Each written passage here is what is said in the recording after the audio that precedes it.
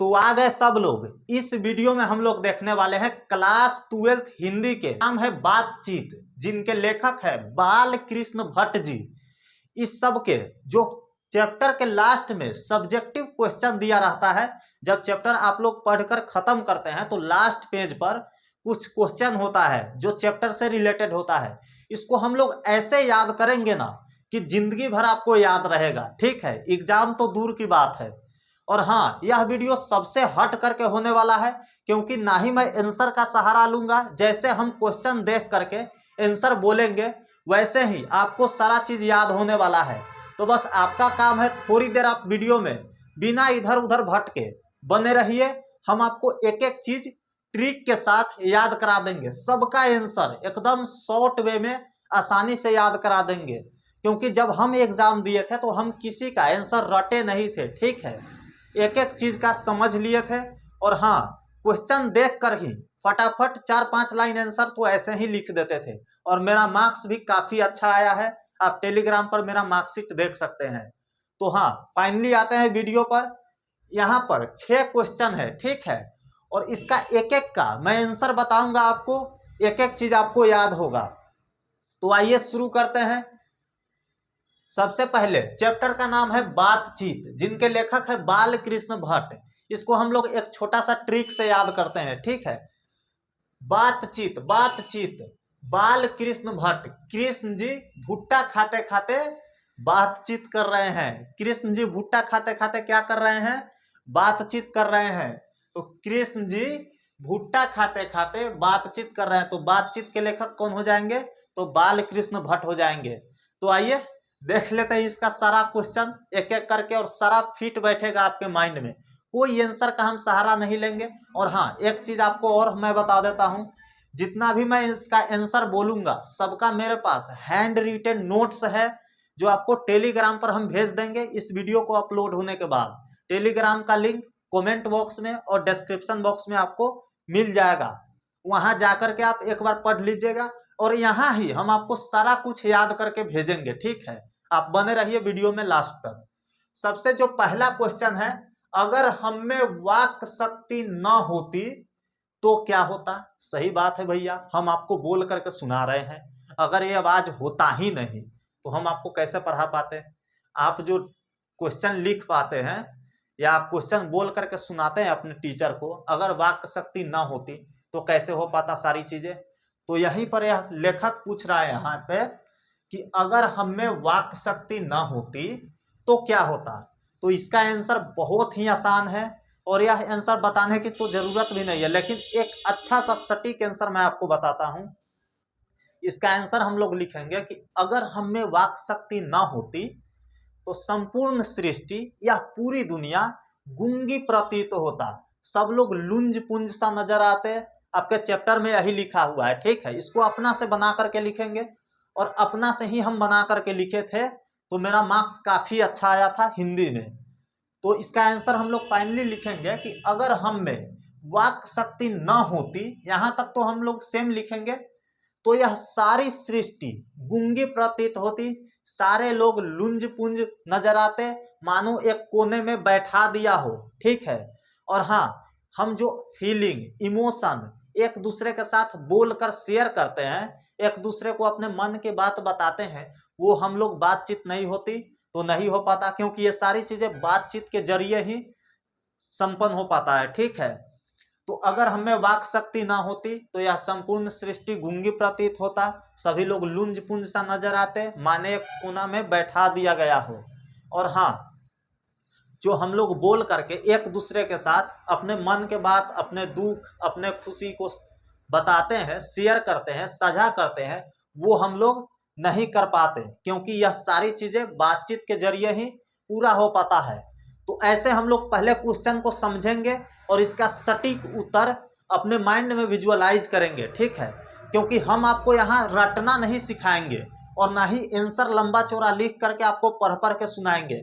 ऐसा old generation हो गया, और ज्यादा बच्चे ऐसा ही वीडियो देखना पसंद करते हैं। लेकिन यहाँ हम आपको एक ट्रेनिंग दे रहे हैं छोटा सा, कि आप कैसे क्वेश्चन को देख करके अपने मन में आंसर को लाइएगा। यह चीज बहुत बड़ी बात होती है, लेकिन हम तो भैया ऐसे ही पढ़ाएंगे।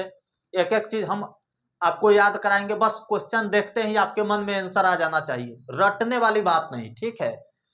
तो इसका आंसर फाइनली हम एक बार फिर से बता देते हैं, सटीक आंसर, अगर हम में वाक शक्ति ना होती तो यह सारी सृष्टि गूंगी प्रतीत होती, सभी लोग लुंज पुंज सा नजर आते, मानो एक कोने में बैठा दिया गया हो, और जो हम एक दूसरे के साथ बातचीत के जरिए अपने फीलिंग को, अपने इमोशन को, हिंदी में बोलेंगे अपने मन की बात को, सुख दुख को साझा कर पाते हैं, वो हम लोग नहीं कर पाते अगर वाक शक्ति ना होती तो। ठीक है भैया, यही आंसर है इसका, इसी को बढ़ा चढ़ा कर लंबा चौड़ा करके लिख देना है, ठीक है, बस आंसर इसका यही है। बातचीत के संबंध में बेन जॉनसन और एडिसन का क्या विचार है, यहां पर आप अपना दिमाग मत लगाइएगा, क्योंकि यहां पर दो नाम है, पहला नाम है बेन जॉनसन और दूसरा नाम है एडिसन, ठीक है। तो यहां पर बेन जॉनसन क्या बोले थे बातचीत के संबंध में, और एडिसन जी क्या बोले थे बातचीत के संबंध में, वो दोनों यहाँ दूसरे नंबर क्वेश्चन में पूछा जा रहा है। तो यहाँ पर हम लोग लिखेंगे कि बातचीत के संबंध में बेन जॉनसन का कहना है कि बोलने से ही मनुष्य का सही रूप का साक्षात्कार होता है। साक्षात्कार को हम लोग इंग्लिश में बोलते हैं इंटरव्यू।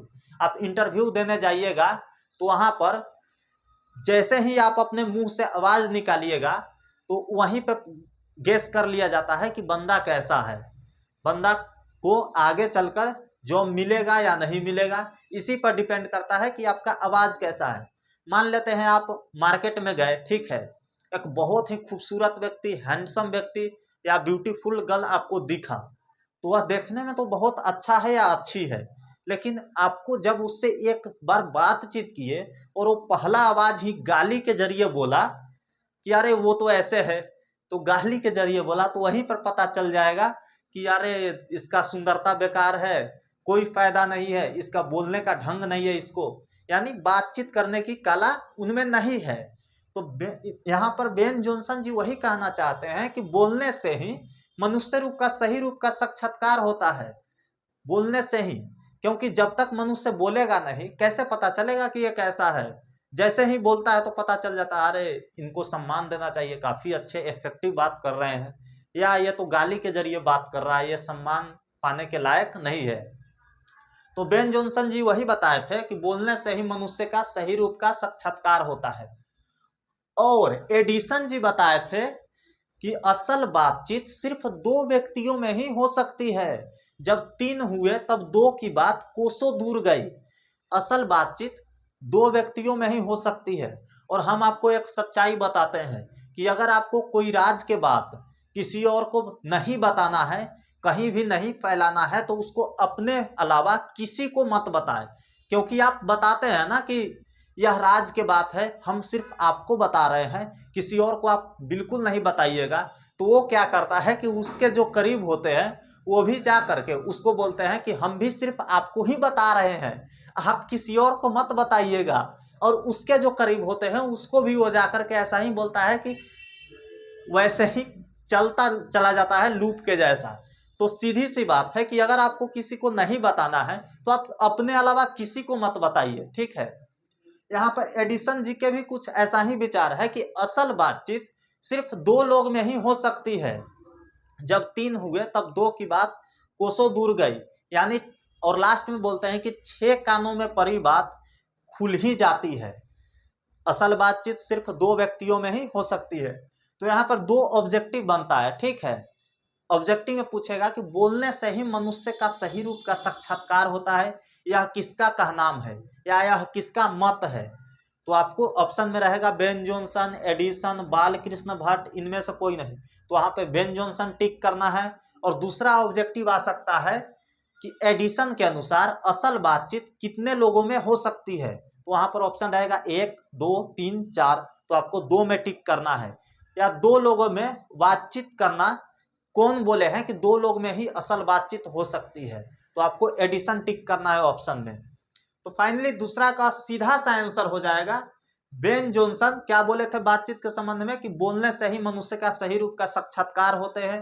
तो वहीं एडिसन बोले थे कि जब दो लोग होते हैं तभी असल बातचीत होगी, तीन हुए तब दो की बात कोसों दूर गई। तो दूसरा का फाइनली आंसर हो जाएगा कि बातचीत के संबंध में बेन जॉनसन का कहना है कि बोलने से ही मनुष्य का सही रूप का साक्षात्कार होता है। तो वहीं एडिसन का कहना है कि असल बातचीत सिर्फ दो व्यक्तियों में ही हो सकती है। जब तीन की बात हुई तो दो की बात कोसों दूर गई।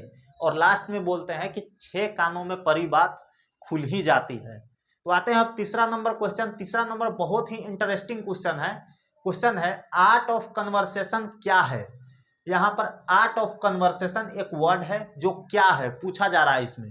तो जब आप चैप्टर को पढ़ेंगे तो उसमें लिखा गया है कि आर्ट ऑफ कन्वर्सेशन यूरोप के लोगों में बात करने की एक कला का नाम दिया गया है। ठीक है, अब क्यों दिया गया है इसको हम एक्सप्लेन करते हैं। यूरोप का लोग क्या बोलते हैं कि ऐसे बातचीत करते हैं ना कि सुनने वाला का कान एकदम अत्यंत सुखद महसूस होता है, कान को सुकून मिलता है। उनके बात में गाली गलौज बिल्कुल नहीं होता है, एकदम रेस्पेक्ट पूर्वक बातचीत करा जाता है। ठीक है, तो उसी को आर्ट ऑफ कन्वर्सेशन बोलते हैं। इसका आंसर कैसे हम लोग लिखेंगे, तो आर्ट ऑफ कन्वर्सेशन क्या है क्वेश्चन है। तो आर्ट ऑफ कन्वर्सेशन यूरोप के लोगों में बात करने की कला है। इन लोगों के बात के सुनने के बाद सुनने वाले को अत्यंत कान को सुकून मिलता है और यह बहुत ही उचित जान पड़ता है। यह लोग बात करने से पहले सोचते हैं कि सामने वाला को मेरे बात कोई भी बात से तकलीफ ना पहुंचे। तो यही आर्ट ऑफ कन्वर्सेशन है, यूरोप के लोगों में बात करने की कला। ठीक है, ऑब्जेक्टिव बनेगा कि आर्ट ऑफ कन्वर्सेशन क्या है, तो सीधी सी इसका आंसर है कि यूरोप के लोगों में बातचीत करने की कला को आर्ट ऑफ कन्वर्सेशन कहते हैं। ठीक है, चौथा क्वेश्चन है मनुष्य की बातचीत करने का उत्तम तरीका क्या हो सकता है। इसके द्वारा वह कैसे अपने लिए सर्वथा नवीन संसार की रचना कर सकता है। इसका आंसर बहुत ही सरल है, हम आपको बताते हैं। बातचीत मनुष्य की बातचीत का उत्तम तरीका क्या है। मनुष्य की बातचीत का उत्तम तरीका है अवाक होकर यानी चुप रहकर अपने आप से बातचीत करना। ठीक है, अब यह क्यों चैप्टर में लिखा गया है, क्योंकि जब आप किसी को गाली देते हैं तो पहले उसको अपने ऊपर इम्प्लीमेंट कीजिए कि सेम गाली वह पर्सन मेरे को दे, मतलब मुझे दे सेम गाली, तो मुझे कैसा महसूस होगा।